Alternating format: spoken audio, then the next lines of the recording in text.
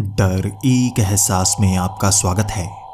इस चैनल पर आपको सुनने को मिलती हैं डरावनी और सच्ची भूतिया कहानियाँ।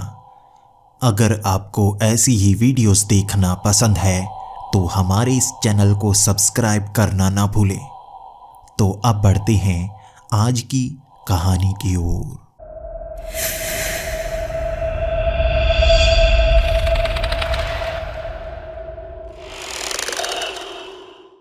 हेलो दोस्तों, मेरा नाम आर्यन है और मैं अभी स्कूल में पढ़ता हूँ। मैं कर्नाटक के एक छोटे से शहर स्थल का रहने वाला हूँ। भले ही हमारा शहर छोटा है, लेकिन जो हम पर मुसीबत पड़ी है वो बहुत बड़ी है।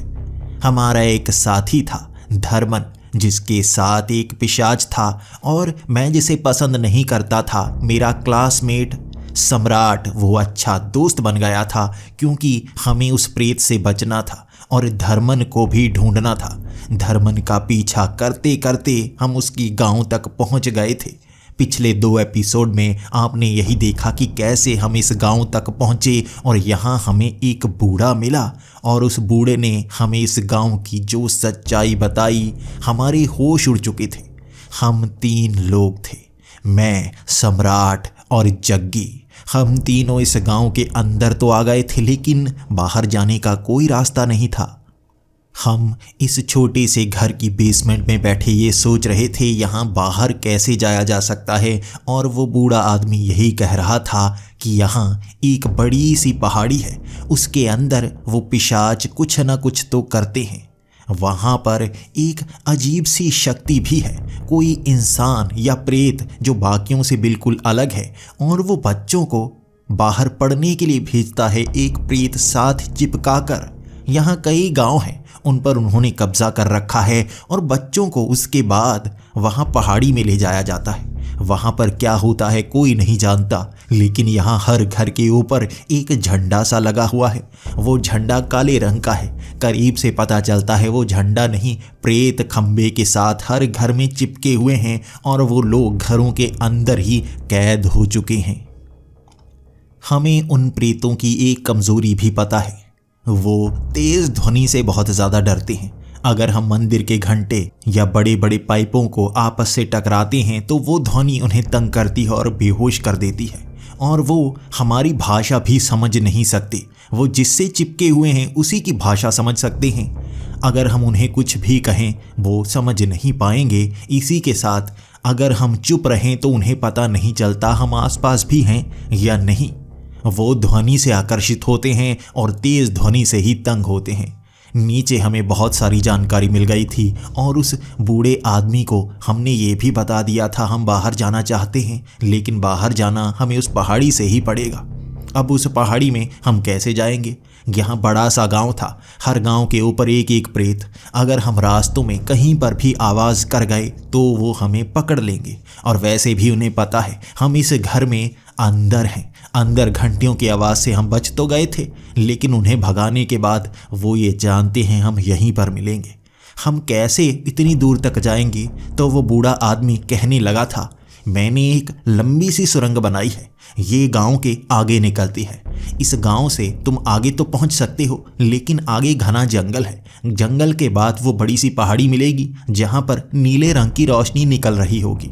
उस रोशनी को देखकर तुम्हें पता चल जाएगा वो जगह करीब है, लेकिन मुझे नहीं पता आगे और क्या क्या देखने को मिलेगा।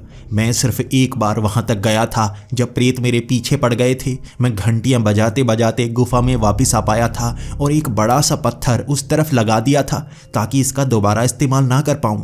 तभी जग्गी ने कहा, चलो उसी रास्ते से चलते हैं, हमें इनसे डरने की ज़रूरत नहीं है, हमें सब पता है इन्हें कैसे मारा जा सकता है। ये लहसुन का बड़ा सा बैग लेकर चलते हैं, जैसे ही हम पर हमला करेंगे लहसुन के छोटे छोटे हिस्सों को फेंक फेंक कर मारेंगे। तो वो बूढ़ा आदमी कहने लगा, हाँ उसी तरह वो तुम्हारी आंखें निकाल निकाल कर फेंक फेंक कर मारेंगे।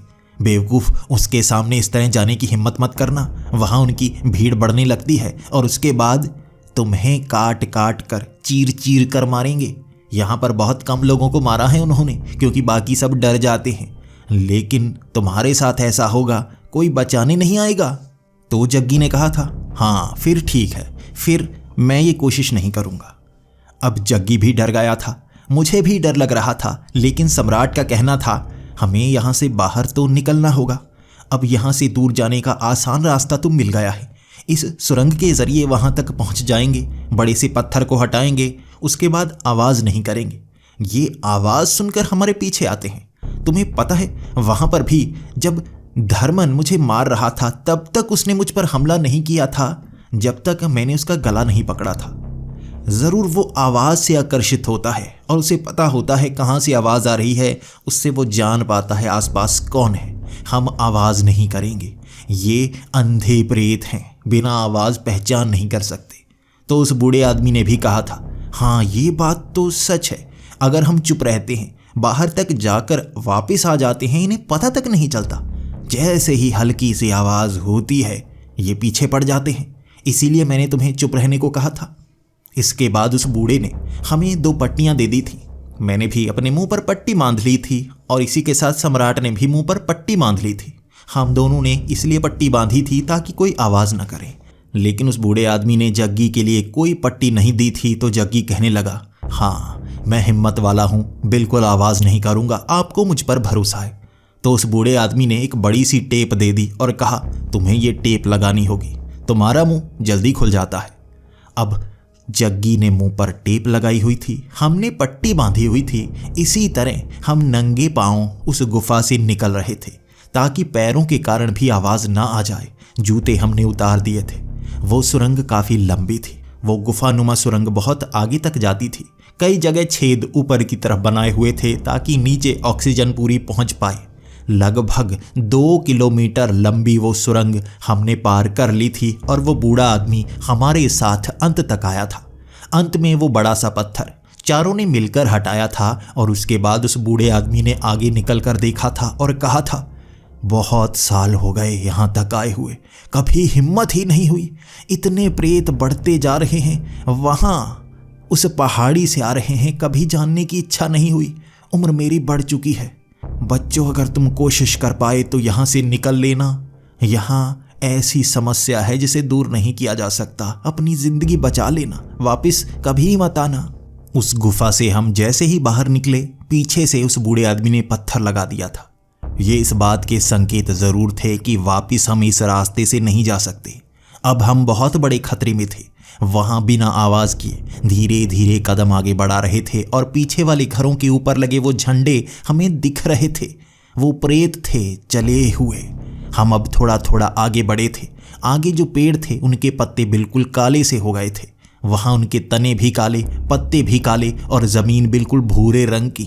ऐसी जली हुई ज़मीन थी जैसे यहाँ पर बहुत बड़ा धमाका हो चुका हो।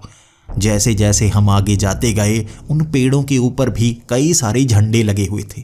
प्रेत यहाँ पर भी बहुत ज़्यादा थे और वहाँ पर हमने बिल्कुल आंखें नीचे की हुई थीं। हमें डर ही बहुत लग रहा था। इतने प्रेतों के बीच कोई भी एक प्रेत देखने वाला हुआ तो हम क्या करेंगे। बहुत देर चलने के बाद उन पेड़ों से हम आगे निकल आए थे। बिल्कुल सपाट सा मैदान था और वहाँ से वो पहाड़ी दिखना शुरू हो गई थी। एक तरफ नीले रंग की रोशनी निकल रही थी। ये इस बात के प्रमाण थे कि उसी तरफ वो गुफा है जहाँ पर हमें जाना है। खाली जगह होने के बाद जग्गी बार बार इशारा करने लगा कि उसकी टेप हटाई जाए। वो टेप हटाना चाहता था लेकिन हम आवाज़ नहीं करना चाहते थे। शायद कोई खास बात होगी जो हमें वो बताना चाहता होगा। हमने जल्दी से उसकी टेप हटाई और उससे पूछने की कोशिश की कि वो क्या बताना चाहता है। उसने कहा, ध्यान दिया तुमने? हमने लहसुन अपने कंधों पर टांगे हुए हैं, घंटे पकड़े हुए हैं, ये लंबी लंबी पाइपें पकड़ी हुई हैं। हम तो ठेले वाले लगते हैं ना, जो लहसुन बेचने वाले होते हैं। ये उसकी बात मजाकिया थी, लेकिन ऐसी गंभीर स्थिति में ऐसी मजाकिया बात सम्राट को अच्छी नहीं लगी। शायद वो बड़ी सी चमाट उसने इसीलिए लगाई थी। जग्गी की टेप दोबारा लगा दी गई थी, लेकिन उसने कुछ बोला ज़रूर था और चमाट की आवाज़ भी काफ़ी तेज़ आई थी। इसलिए हमें डर लग रहा था कहीं वो प्रेत पीछे ना पड़ जाएं। लेकिन सामने जल रही आग ने हमें आकर्षित किया। किसी ने वहाँ लकड़ियाँ जला रखी थी। प्रेत ऐसा काम नहीं कर सकते, ये ज़रूर कोई इंसान ही होगा। यहाँ तो कई गांव हैं जो इनके अधीन आते हैं, शायद ये भी कोई गांव होगा। अब हम धीरे धीरे आगे उस आग के पास बढ़ रहे थे, लेकिन जैसे ही उस आग के पास पहुँचे, लाल साड़ी में एक औरत बैठी हुई थी एक पत्थर पर जो हाथ सेक रही थी। उसके आसपास काफ़ी ज़्यादा ठंड थी। ज़मीन पर बर्फ़ जमी हुई थी, जबकि दूर दूर तक इतनी ज़्यादा ठंड नहीं थी। आग के कारण ठंड कभी देखी नहीं हमने। अब सम्राट ने इशारा कर दिया था कि कोई आवाज़ मत करना। इसके बाद हमारी चाल भी काफ़ी धीरे धीरे थी। हमें पक्का नहीं था कि ये कोई प्रेत नहीं है, इसलिए हम डर भी रहे थे।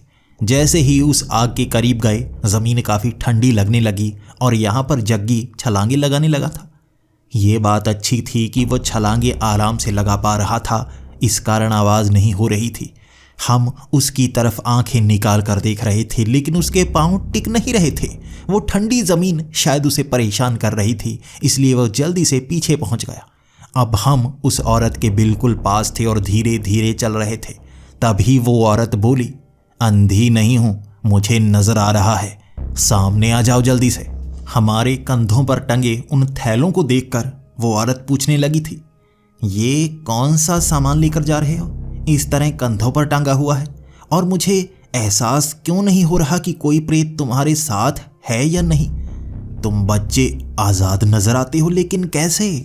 उसके इस सवाल के बाद भी हम जवाब नहीं दे सकते थे। अगर हम बोलते तो यहाँ पर वो प्रेत आ जाते, इसीलिए हम कुछ बोले नहीं।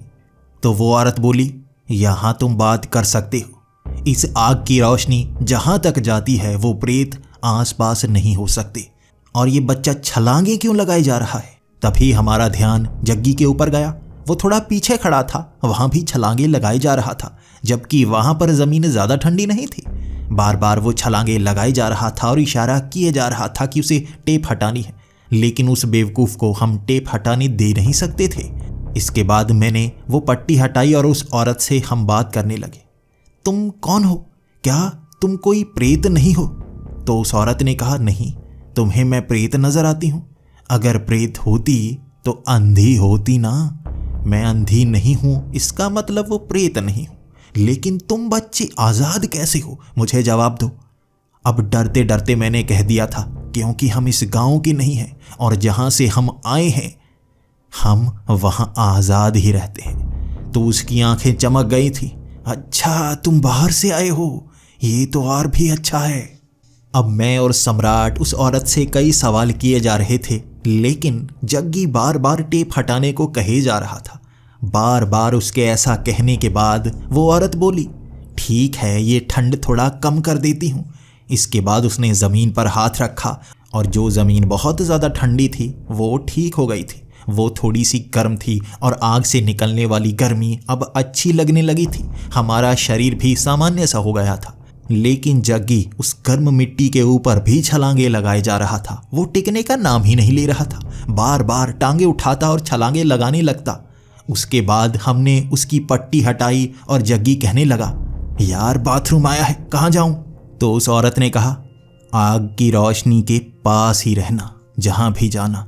आग की रोशनी के बाहर गए तो वापस नहीं आ पाओगे। जग्गी भागता हुआ एक पेड़ के पास गया और वहां मूतने लगा, जबकि हमें उससे भी ज़्यादा ज़रूरी काम करने थे। उस औरत से जानना था वो यहाँ पर बची कैसे हुई है। यही सवाल हमने उससे किया तो वो कहने लगी, मैं एक पेड़ की चुड़ैल हूँ। उसके बाद उसका रूप भयानक सा हो गया। हम कांपने लगे थे, हम डर कर भागने की कोशिश करने लगे थे। तभी वो औरत बोली, चुड़ैल हूँ लेकिन तुम्हें मारूंगी नहीं, डरने की ज़रूरत नहीं है। मैं इस गांव के पेड़ की चुड़ैल हूँ जो यहाँ पर रहा करती थी, लोगों को परेशान किया करती थी और लोग यहाँ पर मांस चढ़ा कर जाया करते थे। उन्हें डरा डरा कर मुझे अच्छा खाना मिल जाया करता था, तो किसी का शिकार करने की ज़रूरत ही नहीं थी। लेकिन जब से ये प्रेत यहाँ पर आए हैं, बस आग जलाकर यहीं पर बूढ़ी अवस्था में रहना पड़ता है। ना खाना मिलता है ना कुछ और। जिंदगी कम होती जा रही है। तुम आज़ाद बच्चों को देखा तो खुशी मिली। बहुत समय बाद शिकार आया है खुद चलकर। तभी जग्गी भागता हुआ हमारे पास आया और कहने लगा, अब अच्छा फील हो रहा है। मैडम, आपने तो बहुत अच्छी तरकीब बताई। इस रोशनी में कोई आता ही नहीं, बड़ी अच्छी बात है। हमारे अंदर डर फैल चुका था, लेकिन जग्गी नहीं जानता था कि वो एक चुड़ैल है। तभी वो बोली, सबसे पहला शिकार तो इसी का करना होगा। शरीर के कौन से हिस्से को खाऊं? उस चुड़ैल ने जैसे ही अपना मुंह खोला, वो फटा हुआ मुंह लगभग 2 फुट तक खुल चुका था। उसकी खोपड़ी पीछे तक जा चुकी थी, उसका जबड़ा नीचे तक जा चुका था और उसने जग्गी के कंधे पर मुंह मारा। लेकिन जैसे ही उसने दांत गड़ाए, जग्गी के शरीर के ऊपर उस चुड़ैल की चीखें निकलने लगी थीं। वो अच्छी तरह से दांत तक नहीं गड़ा पाई थी, लेकिन वो चीखने लगी थी और उसकी आंखों से खून निकलने लगा था। उसके पैर कांपने लगे थे, उसका शरीर लाल रंग का होता गया। उसके बाद तड़पती तड़पती पीछे उस पत्थर के पास जा गिरी। हमें नहीं पता कैसे वो जग्गी को खा नहीं पाई थी। पीछे तड़पने लगी थी, उसके शरीर से धुआं निकलने लगा था और वो धीरे धीरे जलने लगी थी। वो तड़प रही थी। हमें पता ही नहीं चल पाया कि हम इतने ताकतवर हैं कि एक चुड़ैल हमें खा तक नहीं सकती। जैसे ही जग्गी ने अपनी टी शर्ट उतारी, उसके शरीर पर लहसुन की छोटी छोटी पोरियां टंगी हुई थी। उसने धागे से पिरोकर अपने पूरे शरीर पर लहसुन को टांगा हुआ था और कोई हिस्सा भी बचा नहीं था। इस कारण उस चुड़ैल ने जब काटने की कोशिश की, उसके मुंह के अंदर भी वो लहसुन गया। तो ये होती है कमजोरी इन चुड़ैलों की, इन पिशाचों की और इन प्रेतों की। जग्गी इस तरह से वहां पर हंस रहा था और कहने लगा था, ये मुझे पता चल गया था, मैं लड़ तो पाऊंगा नहीं, वो मुझे खाने की कोशिश तो करेंगे, बचाव तो मैंने पहले ही कर लिया था। जग्गी भले ही जितना भी बेवकूफ नजर आए, लेकिन उसने हमारी जान बचा ली थी। और वो तड़पती हुई चुड़ैल वहां चीखने की कोशिश तो कर रही थी, उसका गला भी लाल हो चुका था। इस लहसुन के कारण वो मौत के कगार पर पहुंच गई थी और अब उससे हम सवाल कर रहे थे, देखो तुम्हें हम बचा तो सकते नहीं, तुम अगर कुछ बताना चाहती हो तो बता सकती हो, हमारी भी कुछ मदद हो जाएगी। सम्राट उसके एक तरफ खड़ा था और मैं उसकी एक तरफ, जबकि जग्गी उसकी टांगों पर ही चढ़ गया था। इसे मैंने मारा है तो ये मुझे ही बताएगी। हम भी चुड़ैल से सवाल तो कर रहे थे कि बता दे, लेकिन वो चुड़ैल बता नहीं रही थी।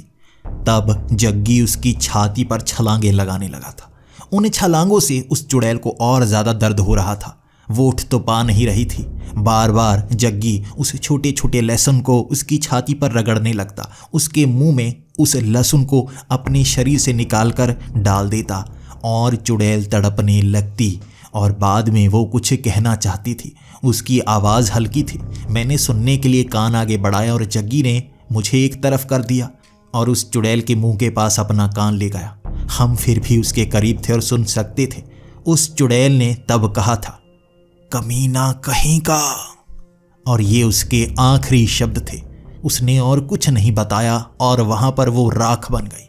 हम उससे जानकारी ले सकते थे अगर जग्गी ने उस और लहसुन को उसके मुंह में ना डाला होता। हम जग्गी की तरफ गुस्से में देख रहे थे और सम्राट का गुस्सा वहां बहुत ज्यादा था। यहां से बाहर निकलने के बाद इलाज करूंगा तेरा। जग्गी सम्राट से ज्यादा घबराया हुआ था। वहां से हम चलने लगे थे। अब दोबारा वहां घाटी आ चुकी थी और बहुत सारे पेड़ लगे हुए थे। उसके बाद चढ़ाई शुरू होती उस पहाड़ी की। हम अब पहले नीचे की तरफ जा रहे थे। नीचे एक नदी थी। उस नदी से अजीब सी सफ़ेद रंग की रोशनी निकल रही थी। वहाँ कई मछलियाँ थीं जो चमक रही थीं। वो पानी के अंदर थी, लेकिन ऐसी मछलियाँ हमने पहले कभी नहीं देखी थी। उन मछलियों की 2 टांगें थीं, जिस कारण वो तैर नहीं रही थीं, वहाँ पानी के नीचे चल रही थीं। वहाँ ऐसा लग ही नहीं रहा था कि वो नदी गहरी है। वो छोटी छोटी मछलियाँ थीं जिनकी टांगें थीं। उनका चेहरा मछली जैसा ही लग रहा था जब तक वो तल पर चल रही थी।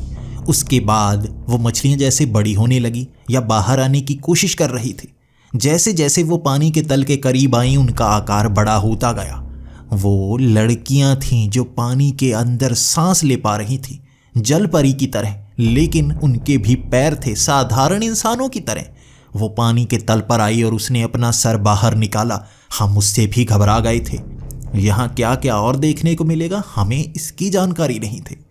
उस मछली ने हमसे सवाल किया था, तुम आज़ाद बच्चे यहाँ पर क्या कर रहे हो? तुम यहाँ क्या लेने आए हो?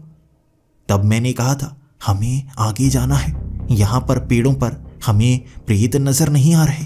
तो उसने कहा था, यहाँ प्रेत आ भी नहीं सकते, यहाँ रुकना उनके लिए वाजिब नहीं है। यहाँ एक ही खतरनाक चीज हो सकती है। इससे डर कर जग्गी ने कहा था, एक? वो एक कौन सी है? तो उस मछली ने कहा था, हम यहाँ पर हमारी चलती है और किसी की नहीं चलती। हम उससे काफ़ी दूर खड़े थे और उसने आधा धड़ बाहर निकाला था। जैसे ही उसका आधा धड़ बाहर निकला था, उसके दोनों पैर जुड़ गए और वो एक जलपरी के आकार में आ गई थी। फिर भी वो पानी से पूरी तरह से बाहर नहीं आई थी। अब वो हमसे बात कर रही थी और शायद उससे हम जानकारी ले सकते थे। हमने भी उसे कहना शुरू कर दिया, हम उस पहाड़ी पर जाना चाहते हैं, हमें उन प्रेतों की जानकारी चाहिए। यहाँ से बाहर निकलने का रास्ता भी तो वही है ना? हम पीछे उस चाबियों वाली जगह से बाहर नहीं निकल सकते, तो इसी तरफ से निकलना सही होगा।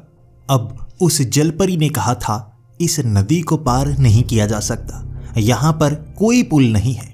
हम ही उसे पार कराते हैं जो हम पर भरोसा करता है और हमारी मदद करता है। तुम अगर किसी पेड़ को गिराकर इस नदी से पार करने की सोच रहे हो तो यहीं मौत के घाट उतार दिए जाओगे।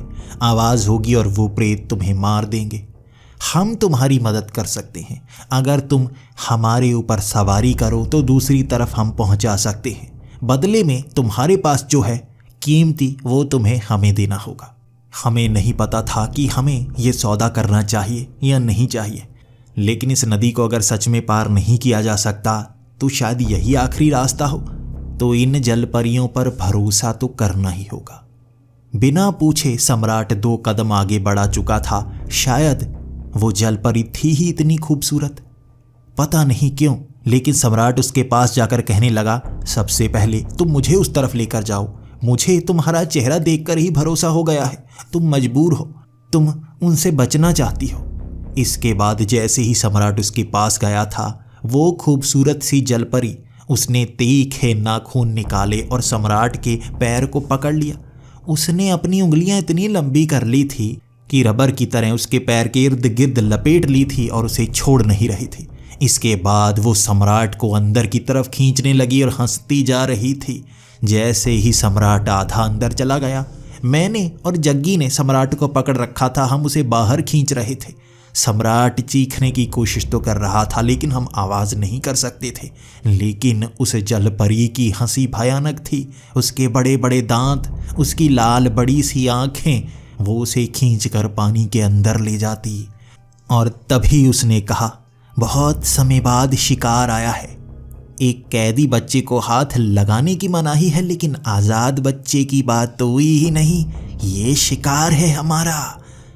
वो सम्राट को खींच रही थी और हम सम्राट को बाहर खींच रहे थे। यहाँ धक्का मुक्की सी हो रही थी। कभी हम सम्राट को आधा बाहर निकाल लेते तो कभी वो जलपरी से खींचकर काफ़ी हद तक अंदर ले जाती। तभी सम्राट ने कहा, मुझे बाहर क्यों खींच रहे हो? उसे बाहर खींचो, वही तो बताएगी कि क्या मदद कर सकती है। इसके बाद जग्गी ने सम्राट को छोड़ा और उस जलपरी के दूसरे हाथ को पकड़ लिया। अब हम उस जलपरी को बाहर निकालना चाहते थे। सम्राट भी सीधा हुआ और उसने भी उस जलपरी का सर पकड़ लिया। मैंने उस जलपरी का दूसरा हाथ पकड़ लिया था। बड़ी आसानी से उसे खींचकर हम बाहर ले आए थे और वो चीख रही थी हमसे बचने के लिए। उसके मुंह पर हाथ भी जग्गी ने रख दिया था। इसके बाद उस जलपरी को हम जैसे ही बाहर लेकर आए, उसके वो पैर अलग अलग हो गए थे। उसे पानी से खींचते हुए काफ़ी दूर ले आए थे और वो कमज़ोर सी लड़की दिख रही थी। वो अब मिन्नतें कर रही थी, मुझे जाने दो, मैं बस बह गई थी, मैं अपने इरादों में बह गई थी। बहुत समय से किसी बच्चे का शिकार नहीं किया, मुझे माफ़ कर दो, तुम तो बहुत ताकतवर बच्चे हो। वहाँ कई जलपरियाँ थीं जो पानी से आधा बाहर निकल आई थी और शायद हमें पकड़ने की कोशिश कर रही थी अपनी साथी को बचाने के लिए। पानी के बाहर धीरे धीरे उसका शरीर सूख रहा था और वो और भी कमज़ोर होती जा रही थी। उसके शरीर की हड्डियां नजर आने लगी थी। चेहरा भी जैसे कंकाल सा बनने लगा था और वो कह रही थी, मुझे पानी में छोड़ दो, मैं मर जाऊंगी, मुझे पानी में छोड़ दो। जग्गी पता नहीं क्यों इतना नरम दिल बन गया था और कह रहा था, इसे हमें छोड़ देना चाहिए। जो जानकारी ये दे सकती है, इससे जानकारी लेते हैं और इसे छोड़ देते हैं ना। वैसे भी इसने सौदा किया था हमसे, कोई कीमती चीज़ चाहिए। मुझे नहीं लगता ये इतनी बुरी है, बस अपने इरादों में बह गई थी। हम उस जलपरी से पूछ रहे थे, तो सच बताओ वहाँ ऊपर क्या हो रहा है, हमें पूरी सच्चाई बता दो। तो उसने बताना शुरू किया कि 15 साल पहले कुछ हुआ था। जिस कारण ये प्रेत यहाँ पर आ गए थे। हम तो साधारण जलपरियां थी जो किसी का शिकार नहीं करती थी, लेकिन कोई शक्ति है जो यहाँ पर सब पर असर करती है और उसके शरीर को बदलना शुरू कर देती है। इसके बाद वो बच्चों को ऊपर लेकर जाते हैं, लेकिन उन्हें कैदी बच्चे कहा जाता है। अगर यहाँ कोई भी उस कैदी बच्चे को नुकसान पहुँचाता है तो उसे मार दिया जाता है। हम इतनी ताकतवर हैं, फिर भी वो बड़ी आसानी से हमें मार देता है। वो एक आँख वाला, वो ऊपर रहता है, वो सब कुछ जानता है, इन अंधे प्रेतों का राजा। पीछे से जग्गी बोला, अंधों में काना राजा, एक आंख वाला। फिर उस मछली ने कहा कि इसके अलावा हम कुछ नहीं जानती। ऊपर वो क्या करते हैं बच्चों के साथ हम नहीं जानती, लेकिन जो भी बच्चे बाहर से वापस आते हैं उन्हें ऊपर भेज दिया जाता है और दोबारा वो नीचे नहीं आ पाते। इन गांव में जितने भी लोग हैं, जब बच्चा पैदा होता है तभी से प्रेत उससे चिपक जाते हैं और बड़ा होने के बाद उसे बाहर भेजा जाता है। कुछ समय बाद वापस बुलाया जाता है, ऊपर दोबारा भेज दिया जाता है कुछ करने के लिए। उसकी जानकारी हमें नहीं। मुझे छोड़ दो, मैं मर जाऊंगी, जल्दी मुझे छोड़ दो। अब वो जल परी मरने की कगार पर थी और हमें उसे छोड़ना था।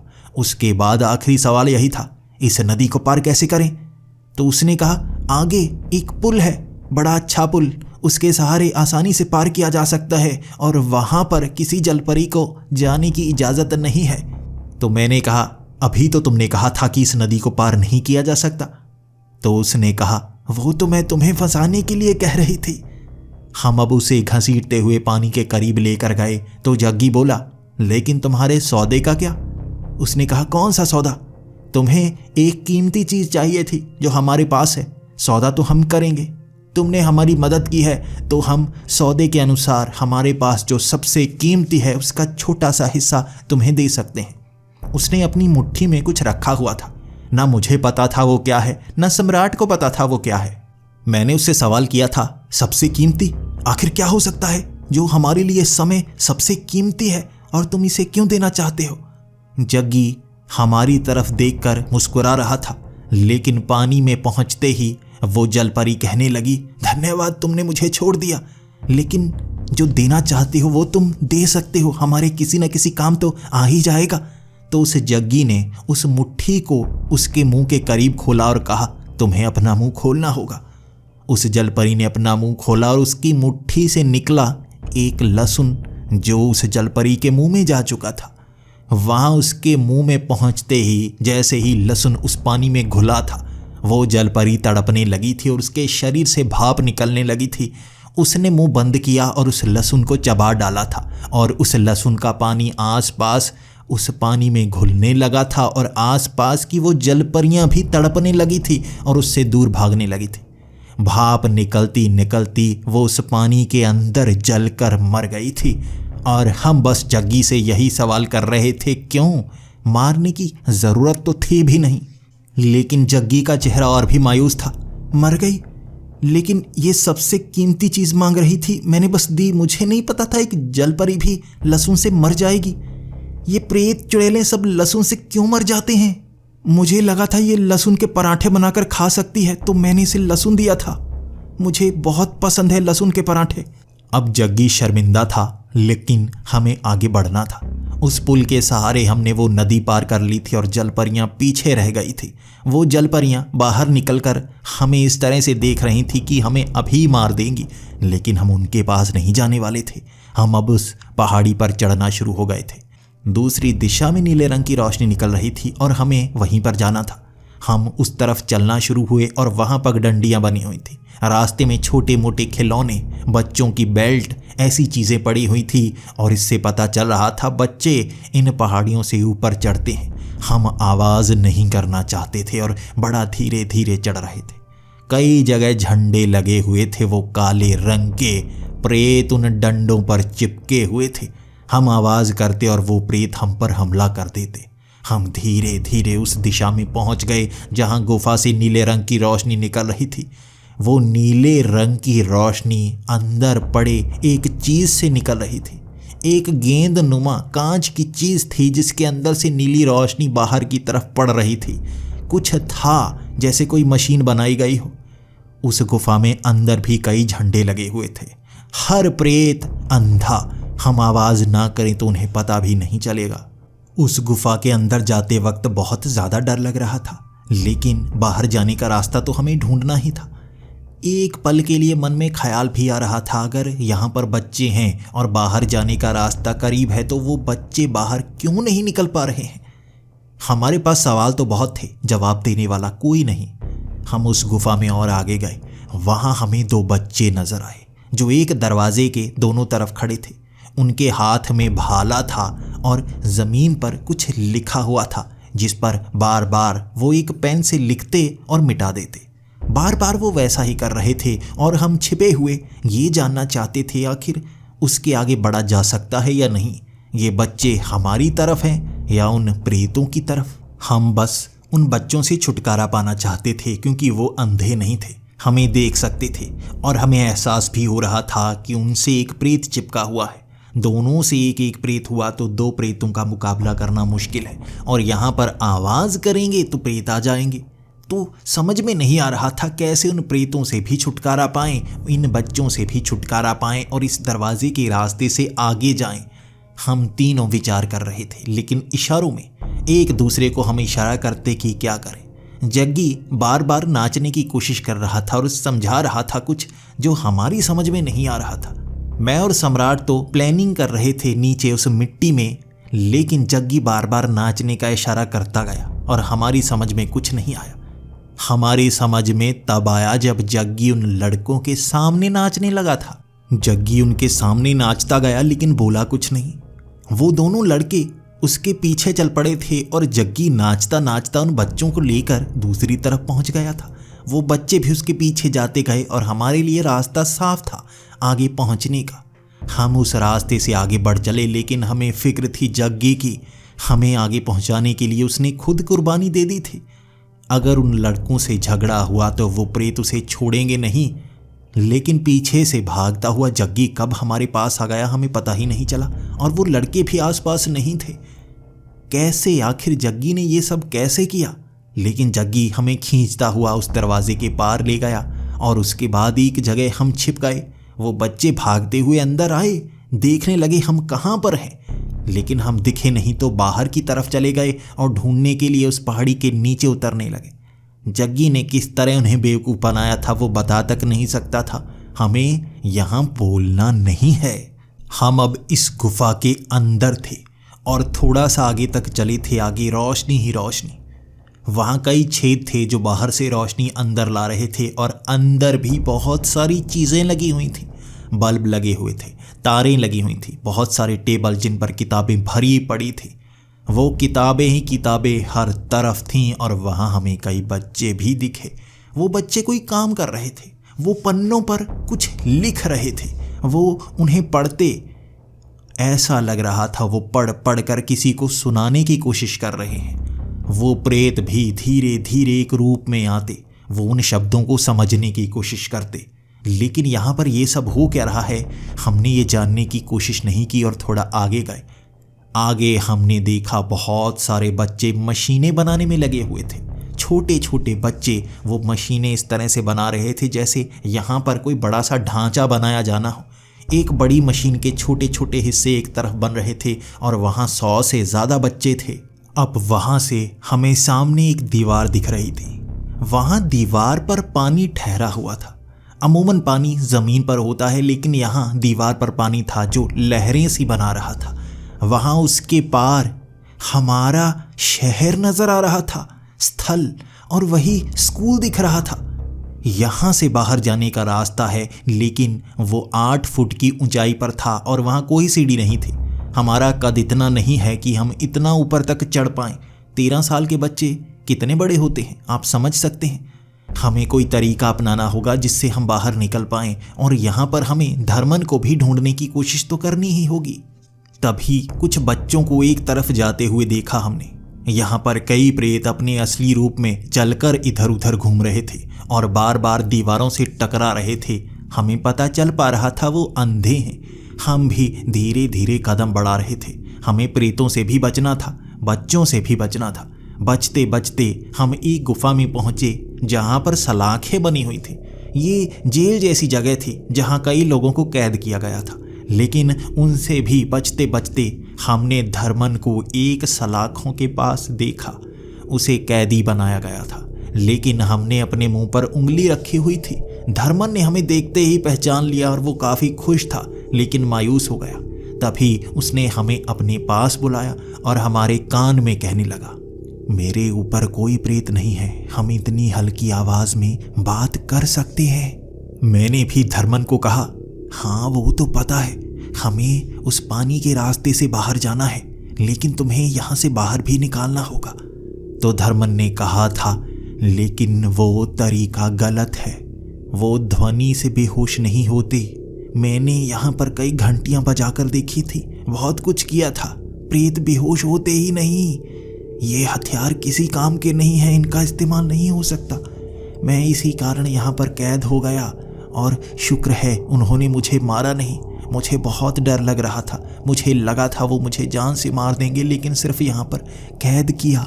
हमें कोई औजार चाहिए था जिससे हम इन सलाखों को एक तरफ कर पाते। वो सलाखें ज़्यादा मोटी नहीं थी, पतली पतली तारें सी डाली हुई थी, लेकिन धर्मन अपने हाथों से उन्हें खोल नहीं सकता था। हमें कोई छड़ चाहिए थी।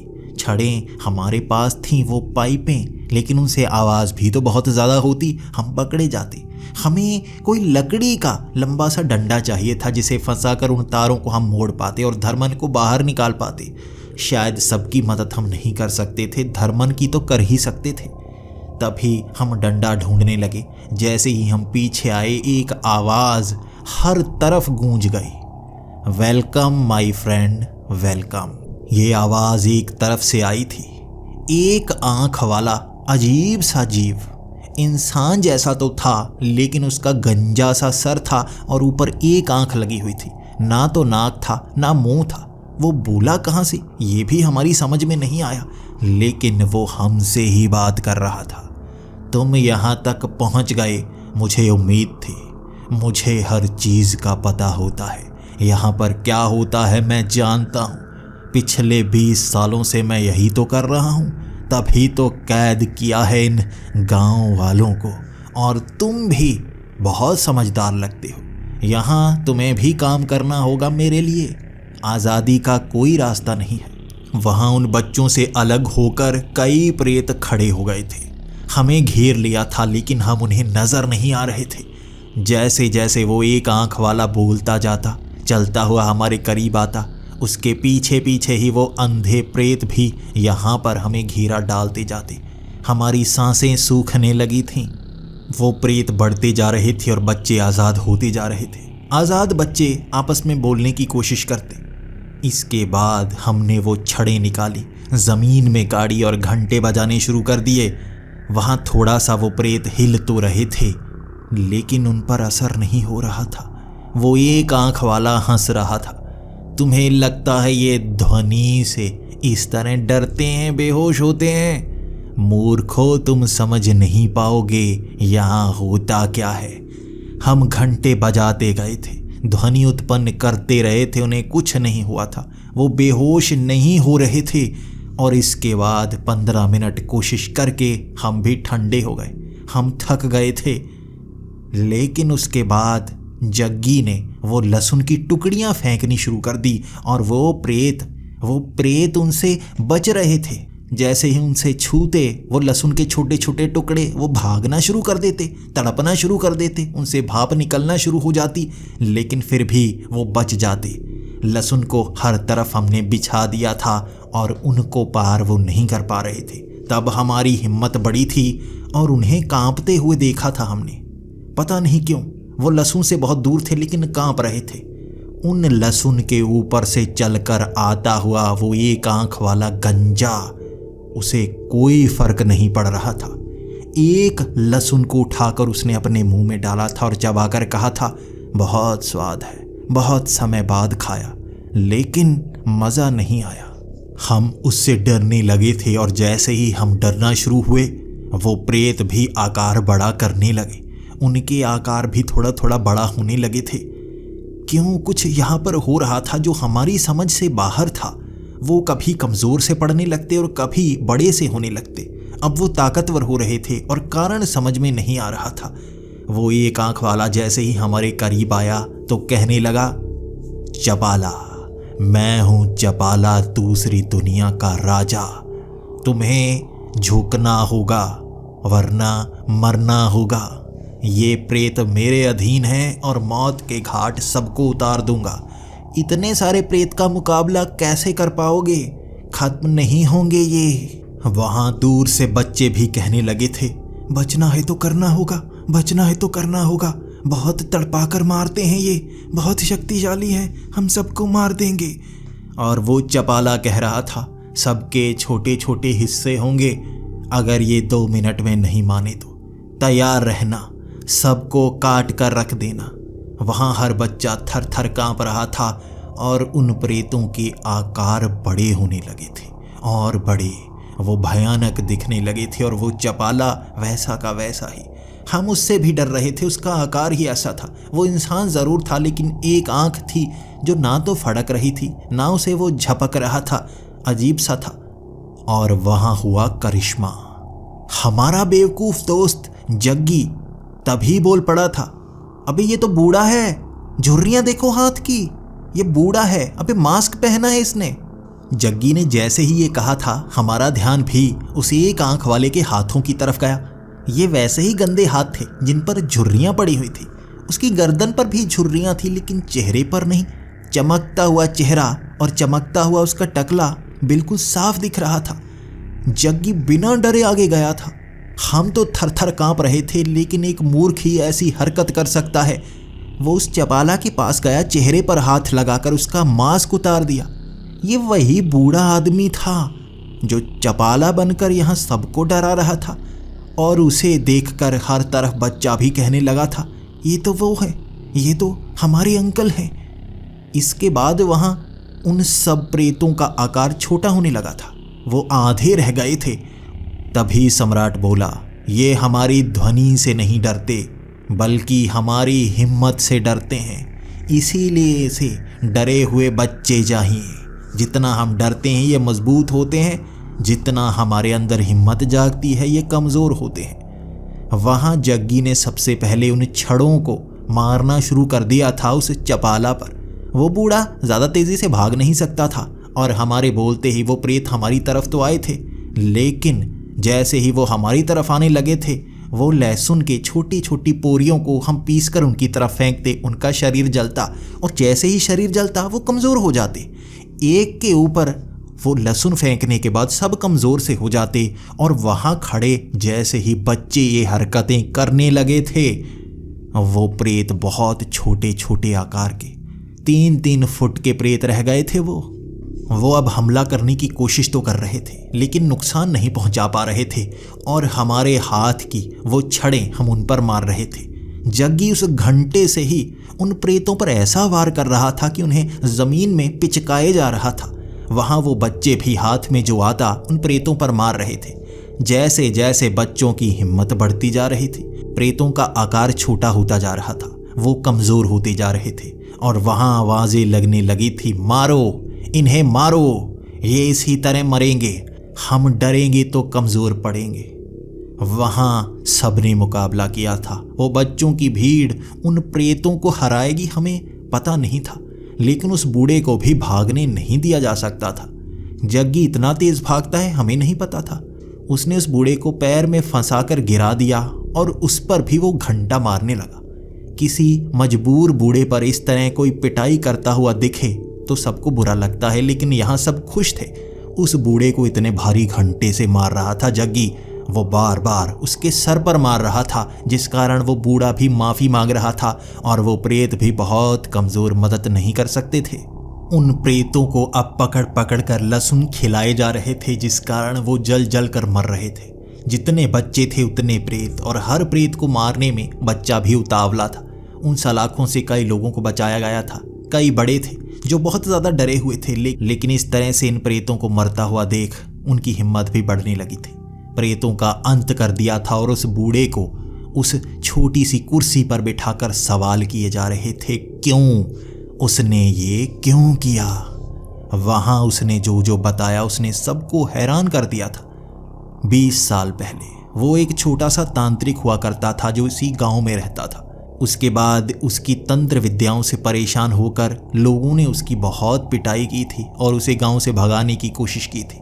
गांव में मरे हुए जानवर मिल रहे थे और उसका इल्ज़ाम लगा था उस बूढ़े पर, लेकिन उसने कहा मैंने वो जानवर नहीं मारे थे, किसी और ने मारे थे। उसने मुझे जो जो कहा मैंने वो किया। मैं खुद उसके पास गया और ये जानवर उसने मारे थे और मेरी पिटाई को देखकर उसने मुझे ये प्रेत दिए थे ताकि मैं इन गांव पर कब्जा कर सकूं।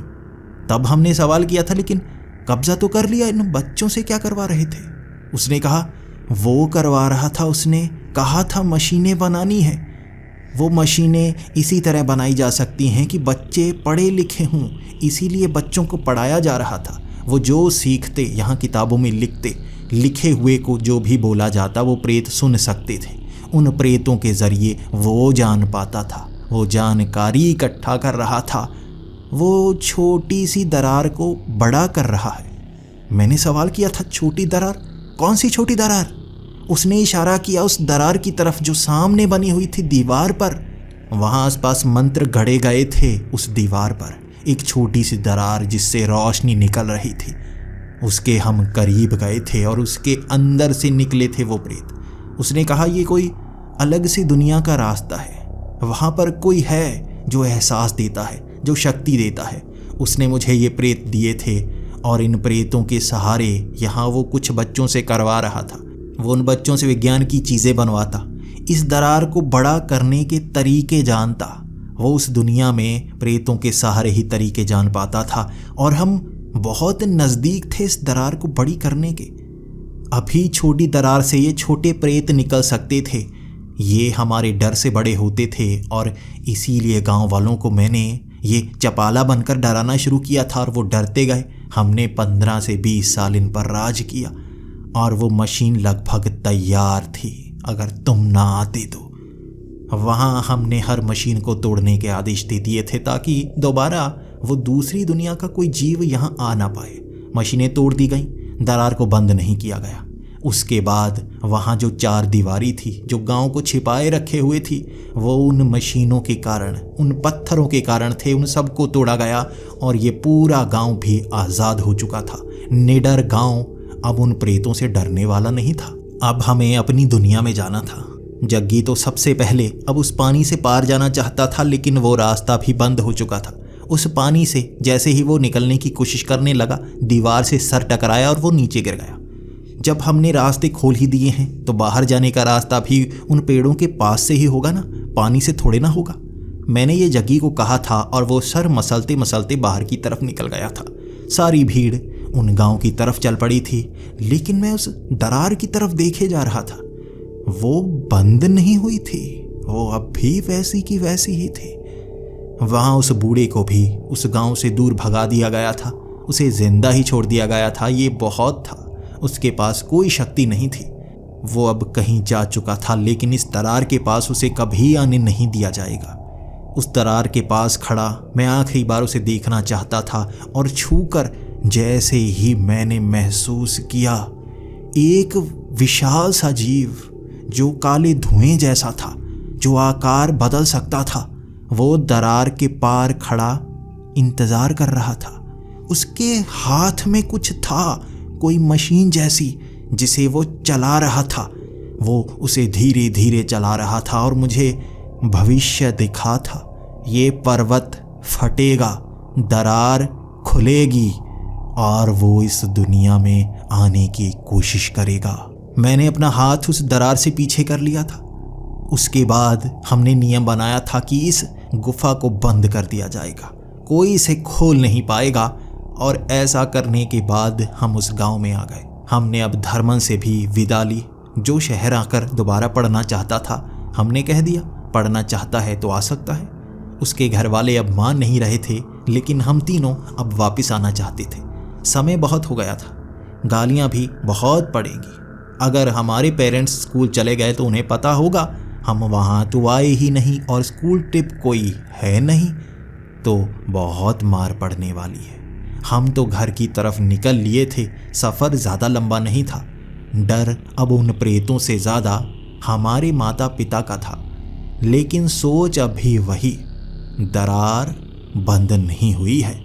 भविष्य में क्या होगा कौन जानता है। दोस्तों, क्या आप इस सीरीज़ के और एपिसोड सुनना पसंद करोगे या नहीं? प्लीज़ कमेंट्स ज़रूर बनाएं। अगर आपको सच में ये सीरीज़ बहुत पसंद आई है तो मैं भविष्य में इस पर अलग से राइटिंग करना चाहूँगा और अच्छी सीरीज़ दोबारा से लेकर आऊँगा। तो मिलते हैं अगली वीडियो में, तब तक के लिए डरते रहें और डराते रहें।